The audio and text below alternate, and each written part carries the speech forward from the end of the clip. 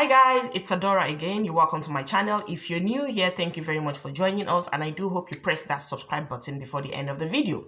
Someone actually asked a question in one of the videos I have done previously, and she said, how can I relocate to the UK? What's the easiest means of relocating to the UK?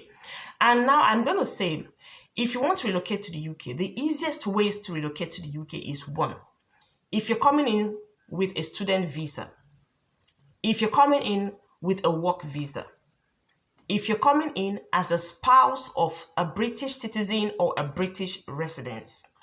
These three visas are the most easiest means of relocating to the country. Now, when I say easiest, it's not as if people coming in with as visitors cannot actually find their way to the UK. But when it comes to the term, in terms of relocation, you cannot relocate with a visiting visa. Why did I say so? If you have these three visas I have mentioned in earlier on, it's easy in the sense that once you relocate to the UK, you will fit in perfectly without stress. You will be able to do what every other person is doing well enough without stress. You will be eligible to rent a house. You will be eligible to open a bank account. You will be eligible to get a job. And when I mean a job, I mean a legitimate job. There are so many things that the British citizens will be doing here that you can do without stress. But if you are intending to relocate to the UK outside of any of these routes, like you're thinking that, okay, when I come into the UK as a visitor, I will just stay there, I will just get lost into the system, I will just stay as someone who's undocumented. It's going to be very, very difficult for you because once you don't have your documents, you cannot have a good job. You can't even have a job in the first place. You cannot have a job. You're not allowed to rent a house, a property.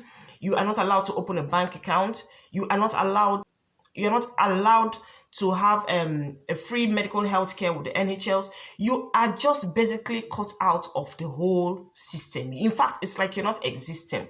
And then who wants to go through all of that hide and seek? When you're supposed to be living as a normal human being, you are now hiding from the law, you're hiding from the authority. So that's not a very good way to relocate. That's why I usually tell people, before you relocate anywhere in the world, find out what it takes, find out the requirements of that particular country.